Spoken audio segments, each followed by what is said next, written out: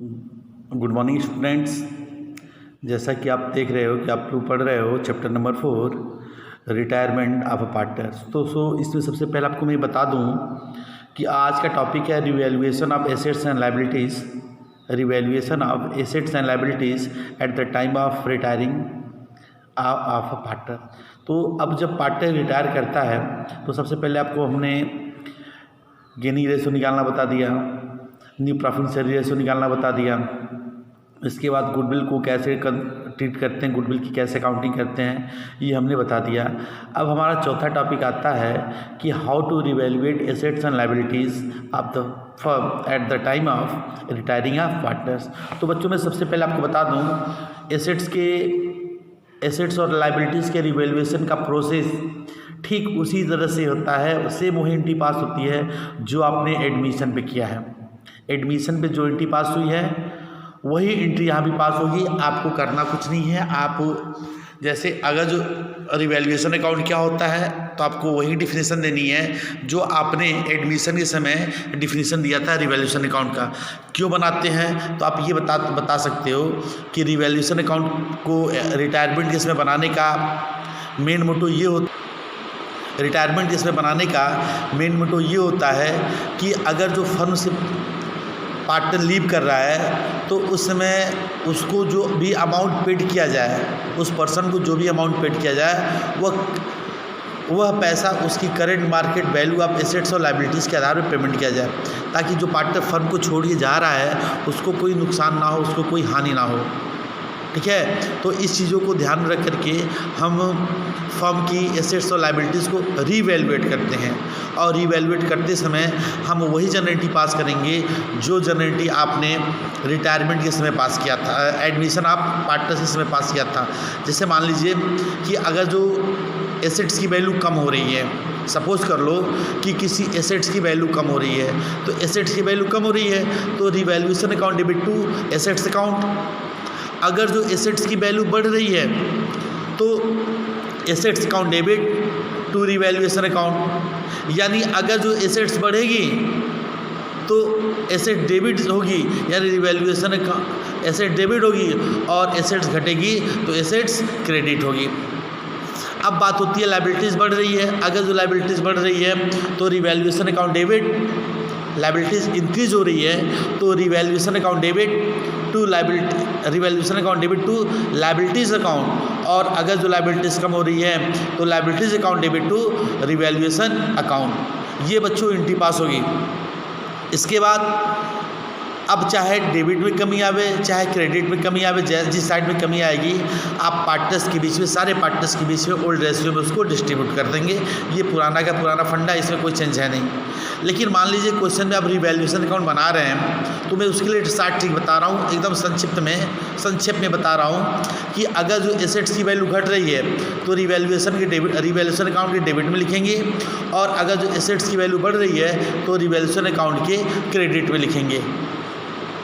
और अगर जो एसेट्स की लायबिलिटीज़ की वैल्यू बढ़ रही है, यदि लायबिलिटीज़ की वैल्यू बढ़ रही है तो उसको रिवैल्यूएशन अकाउंट के डेबिट में लिखेंगे, और यदि लायबिलिटीज़ की वैल्यू घट रही है तो उसको रिवैल्यूएशन अकाउंट के क्रेडिट में लिखेंगे। याद रखिए, जितने से वैल्यू बढ़ती या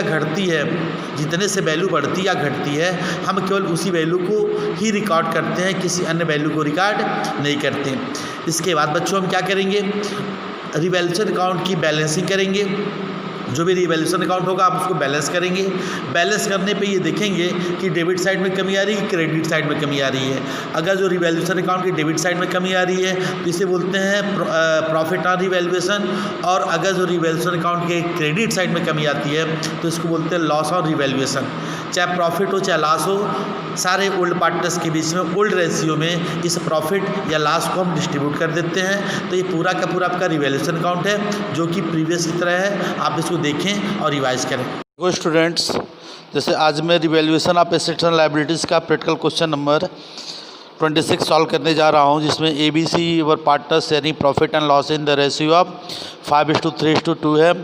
following was were balance sheet as, ये बैलेंस शीट दिया, केटस दिए हैं, ABC की कैपिटल दिया है, कैश दिया है, cash debtors, provision for doubtful debts 2000 घटा के दिया, stock, plant, land and building.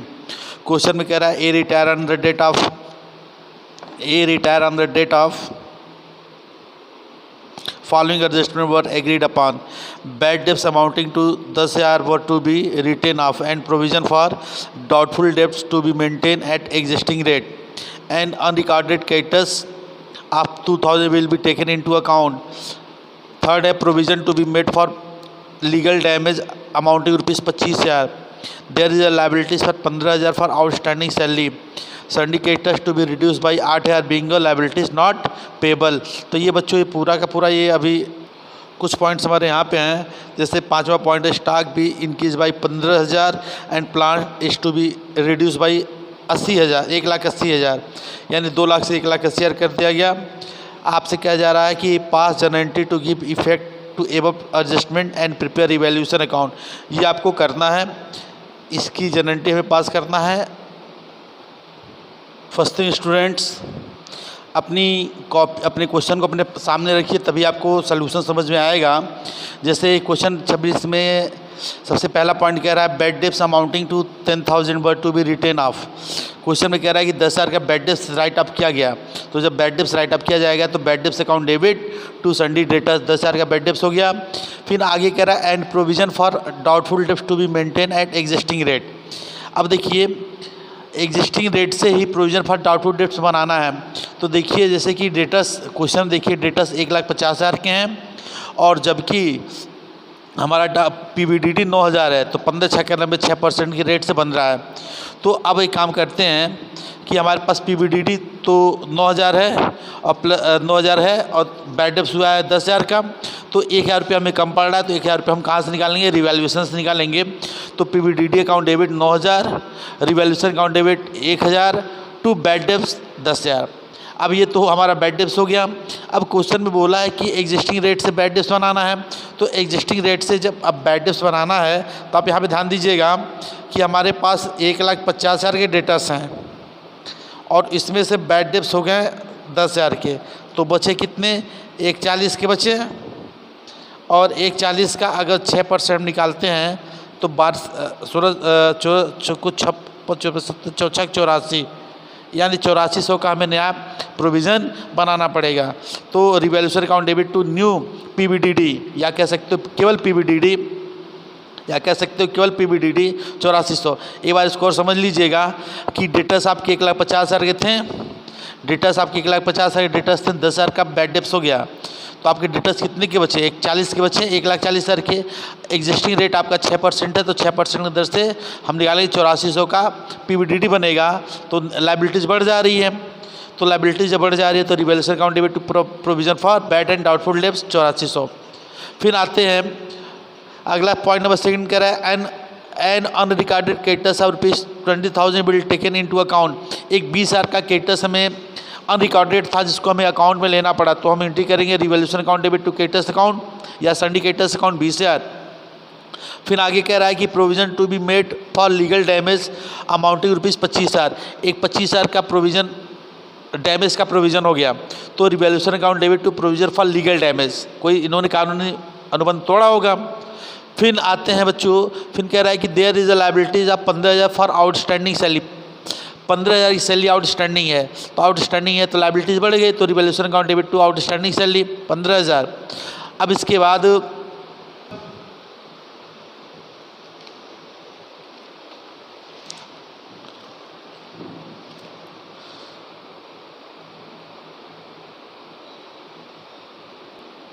फिर पॉइंट नंबर बच्चों आप लोग पॉइंट नंबर 6 देखो जिसमें कहा है स्टॉक भी इंक्रीज बाई 15,000. स्टॉक को 15,000 से इंक्रीज कर दिया गया तो revaluation stock account debit to revaluation account 15,000.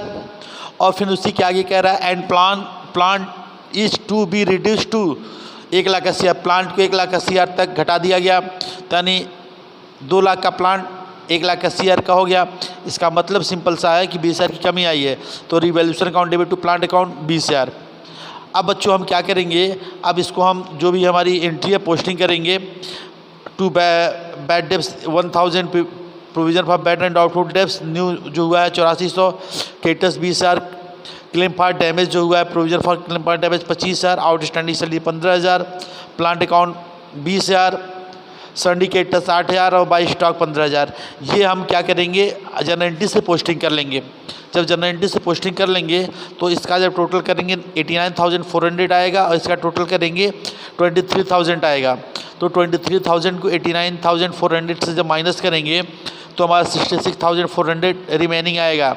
ये हमारा लॉस है। अब इस लॉस को पार्टनर्स के बीच में हम क्या करेंगे, 5-3-2 के रेशो बांटेंगे। तो ए को मिलेगा 33,200, बी को मिलेगा 19,920 और सी को मिलेगा 13,280। ये पूरा का पूरा कंप्लीट सोल्यूशन है बच्चों, इसको आप लोग देखिए।